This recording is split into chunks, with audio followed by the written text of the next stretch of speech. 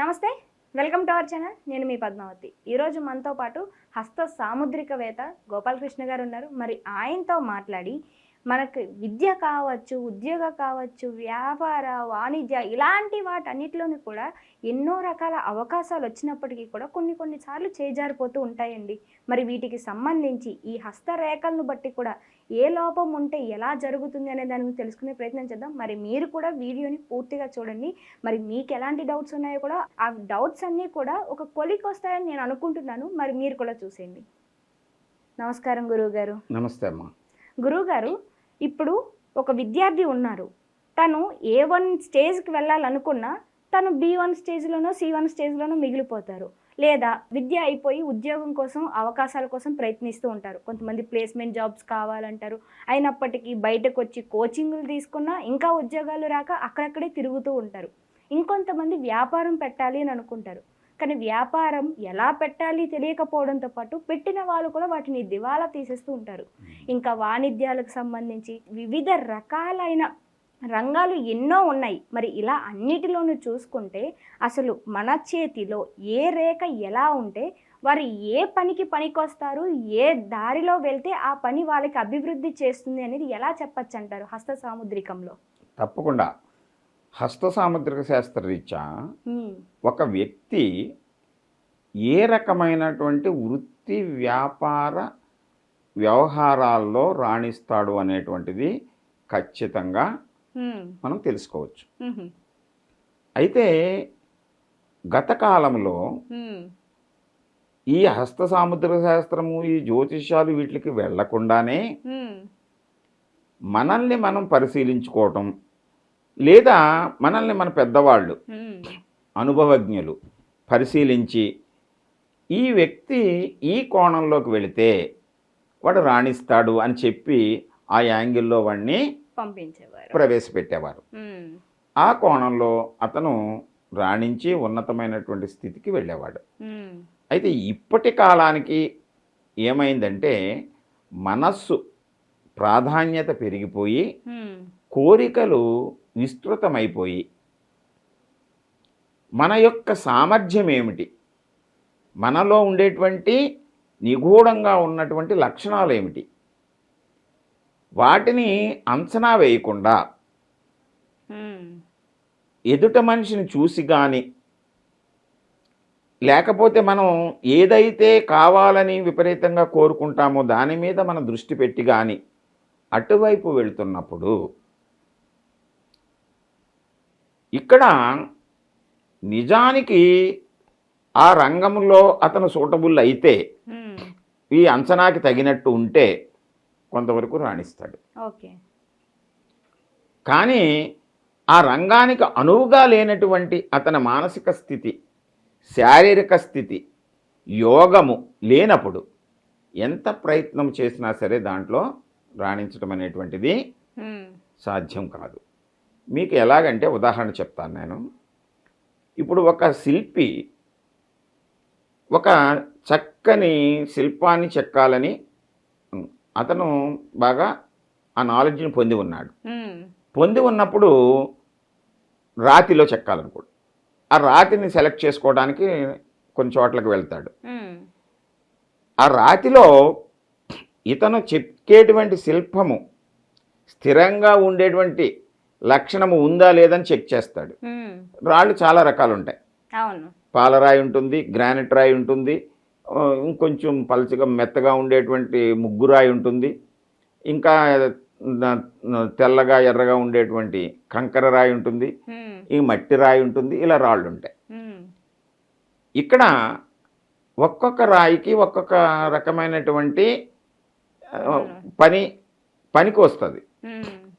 కంకర రాయిని తీసుకొచ్చి మనం శిల్పంగా చెక్కాలని చెప్పేసి ప్రయత్నం మొదలు పెడితే ఎన్నిసార్లు ప్రయత్నం చేసినా, ఎంత ఆర్టిస్ట్ అయినా సరే వాడు దాన్ని మలచడేయడు. ఇది గ్రానైట్ రాయి తీసుకున్నా, పాలరాయి తీసుకున్నా, మనం ఎంత సుందరమైనటువంటి శిల్పాన్ని చెక్కాలంటే అంత సుందరంగా కూడా అది చెక్కవచ్చు. ఈ పెచ్చులు ఊడిపోయేటువంటి ముగ్గురాయి పట్టుకుని ఇంత ఎక్స్పర్ట్ కూడా ఎన్నిసార్లు ప్రయత్నం చేసినా అది కాదు. అంటే ఇక్కడ సహజమైనటువంటి స్వభావము నిర్మాణంలోనే ఉంటుంది బేసికల్గా. అదే ఇంకా ఇతర శాస్త్రాలు చెప్పుకుంటే, వ్యవసాయం చేస్తున్నాడు అనుకోండి, ఆ రైతు మంచి పంట బాగా తీసుకురావాలనుకుంటే నేల యొక్క స్వభావాన్ని తెలుసుకోవాలి, విత్తనం యొక్క స్వభావాన్ని తెలుసుకోవాలి. ఒక మంచి విత్తనం పట్టుకొచ్చేసి రాతి నేలలో పాతేసి నీళ్లు పోసేస్తుంది, పనికిరాదు. ఇసుక నేలలో పాతిన పనికిరాదు. దాని లక్షణం ఉంటుంది. ఆ ఇసుక నేలలో పండేటువంటి పంట ఏదైతే దాన్ని అక్కడ వేయాలి. రాతి నేలలో తక్కువ నీరు ఉండేటువంటి పెరిగేటువంటి మొక్కను అక్కడ వేయాలి. ఎక్కువ నీరు సముద్రం ద్వారా గోదావరి జల ప్రవాహంలో ఆ ఒండు నేలలో ఉండేటువంటి పంట వరి పంట అక్కడ వేయాలి. అంతే తప్ప మనకి దొరికింది కదా అని తీసుకొచ్చేసి ఆ తేయక తోటలను యాపిల్ మొక్కలను తీసుకొచ్చేసి ఇక్కడ గోదావరి ఒడ్డున నాటేస్తే పెరగవు. కానీ మన ఆతృత ఏం చేస్తుంది? నేను ఏదైనా చేయగలననేటువంటి, ఎక్కువ సంపాదించేయాలనేటువంటిది కోరిక ఒకటి. రెండోది అహంకారం. మనిషికి నేనేదైనా చేయగలననే అహంకారం కొందరిలో ఉంటుంది. ఈ లక్షణాలని మనం తెలుసుకోకుండా దాంట్లో ప్రవేశిస్తారు. ఇవి ఏం చెప్తుంది? అరచేతిలో ఉండేటువంటి ఈ రేఖలు ఈ జీవిత రేఖ శరీర దారుఢ్యాన్ని చెబుతుంది. అలాగే ఈ గ్రహస్థానాల్లో కుజుడు, ఈ రాహువు, ఈ మధ్యలో ఉండేటువంటి ఈ భాగాలు వాటి దృఢత్వాన్ని చెప్పుద్ది. సపోజ్ ఒక వ్యక్తి మిలిటరీ ఆఫీసర్ అవ్వాలి అంటే వాడు దృఢంగా ఉండాలి. శారీరక దృఢత్వం. అంటే బుద్ధి కుశలత కంటే కూడా శారీరక దృఢత్వానికి అక్కడ ప్రాధాన్యత. అప్పుడు ఈ గ్రహస్థానాలు ఉన్నతంగా ఉండి జీవిత రేఖ చాలా పటిష్టంగా ఉంటే, అలాగే కుజస్థానం అంటే కొంచెం ఎత్తుగా, హైట్గా, స్టౌట్గా ఉంటే ఆ లక్షణాలు తెలియజేస్తుంది. అప్పుడు అటువంటి రంగంలోకి వాళ్ళు వెళ్ళొచ్చు. ఇంకొకటి డాక్టర్ అవ్వాలనుకుంటాడు, బుద్ధి కుశలత కావాలి. దానికి శాస్త్రం, సైన్స్ మీద ఆధారంగా ఉండాలి. దానికి శిరోరేఖ స్పష్టంగా ఉండాలి. బుధస్థానము, చంద్రస్థానము, ఈ స్థానాలు ఉన్నతంగా ఉండాలి. అవి ఇది చెప్తుంది. ఒకడు గాయకుడు అవ్వాలి, లేదా ఒక కళాకారుడు అవ్వాలి. కళాకారుడు అవ్వాలి అంటే స్వతసిద్ధంగా పూర్వజన్మలో ఉండేటువంటి వాసన ఉండాలి. అంటే ఆ రకమైనటువంటి వాయిస్, ఈ టెంపరమెంటు, ఇవన్నీ కూడా అతనిలో నిక్షిప్తమై ఉన్నాయని ఈ శాస్త్రం చెప్పుద్ది. అటువంటి దాంట్లో మనం ప్రవేశిస్తే దాన్ని నిష్ణాతుడయ్యి ఇంకా ఉన్నతమైన స్థితికి వెళ్ళగలుగుతాడు. అసలు బేసికల్గా ఇక్కడ ఈ లక్షణం లేకుండా, అది నేను చెప్పాను కదా, కంకర్రాయి పట్టుకొచ్చేసి అద్భుతమైన శిల్పం చెక్కాలి అంటే అవ్వదు. అయితే ఆ కంకర్రాయి కూడా ఇంకో పనికి ఉపయోగిస్తుంది, ఆ పనికి ఉపయోగించాలి. అలాగే ఈ వ్యక్తిలో ఉండేటువంటి లక్షణాలు దేనికి పనికొస్తాయి అనేటువంటిది ఈ సాముద్రిక శాస్త్రం క్షుణ్ణంగా చెప్పేస్తుంది మనకి. అటువంటి కోణంలో, ఆ వృత్తిల్లో, ఆ వ్యాపారాల్లో, ఆ రకమైనటువంటి నైపుణ్యం కలిగినటువంటి వాటిల్లో ప్రవేశపెడితే ఖచ్చితంగా ఉన్నతమైనటువంటి స్థితికి చేరగలరు. అయితే మన కంట్రీ కంటే కూడా ఇతర దేశాల్లో, కొన్ని దేశాల్లో, ఈ చైనా, రష్యా ఇలాంటి దేశాల్లో బాల్యం నుంచి ఈ శాస్త్రాన్ని పరిశీలించి వాళ్ళు కొన్నిటిలో నిష్ణాతులు అవుతారనేటువంటిది గమనించి అటువైపు ట్రైనింగ్ ఇస్తూ వాళ్ళు, అంటే ముఖ్యంగా ఈ జిమ్నాస్టిక్స్, క్రీడలు, వీటిలో వాళ్ళు మాస్టర్స్ అయిపోతున్నారు. అవును, ఒలింపిక్స్కి ఎక్కువగా ట్రై చేస్తూ ఉంటారు. కారణం ఏమిటి? అంటే సెలక్షన్ అక్కడ వాడు దీన్ని బేస్ చేసుకుని చేస్తారు. 100%. ఓకే. వాళ్ళు ఆ తరఫీదు ఇవ్వడానికి ఆ శారీరక దృఢత్వము, ఆ తెలివితేటలు ఉన్నాయా లేదా అనేటువంటి వాళ్ళు ముందుగానే పసిగట్టి వాళ్ళు 12వ సంవత్సరం 10వ సంవత్సరం నుంచి కూడా అటువైపుగా వెళ్ళిపోతూ ఉంటారు, కోచింగ్ ఇస్తారు. అంచేత నిష్ణాతులు అవుతారు. మనము ఏమిటంటే జనాభా ఎక్కువ, ఆర్థిక పరిపుష్టి తక్కువ. అంచేత మనం ఎంతసేపు డబ్బు గురించి ఆలోచన చేస్తాము. డబ్బు గురించి ఆలోచన చేసినప్పుడు ఎంత త్వరగా డబ్బు వచ్చేయాలి, త్వరగా డబ్బు వచ్చేటువంటి వృత్తులు ఏమిటి, వ్యాపారాలు ఏమిటి, దీని మీదకి వెళ్తుంటాం మనం. వెళ్ళినప్పుడు ఆ పొటెన్సీ ఉందా లేదా అనేటువంటిది చూసుకోవాలి మనం. దేనికైనా అంతే.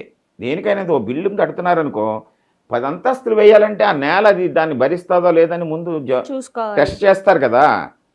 అలాగే దాంట్లో రాడ్లు సిమెంట్ అన్ని అంతస్తులు సరిపడే బలాన్ని ఉపయోగిస్తారు కదా.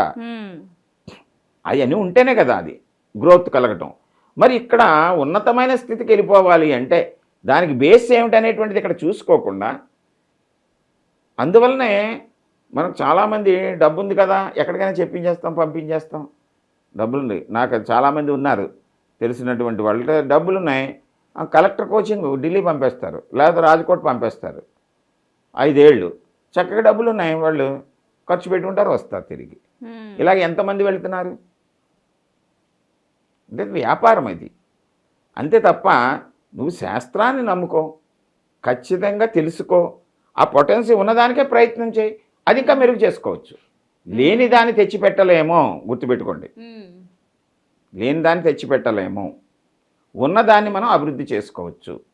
అంచేత వృత్తి అయినా వ్యాపారమైనా ఉద్యోగమైనా ఇంకా ఉన్నత రంగాల్లోకి వెళ్ళాలి అంటే బేసికల్గా మనలో ఆ సామర్థ్యం ఉందో లేదో తెలియచెప్పేటువంటిదే సాముద్రికం. అంచేత మనల్ని మనం నమ్ముకోవాలి. అంచేత ఎవరినో నమ్ముకుని వీటికి మనం ప్రయత్నాలు చేస్తే మనం ఉన్నత స్థితికి వెళ్ళలేము, వ్యాపారాల్లో రాణించలేము, ఉన్నత ఉద్యోగాలు పొందలేము.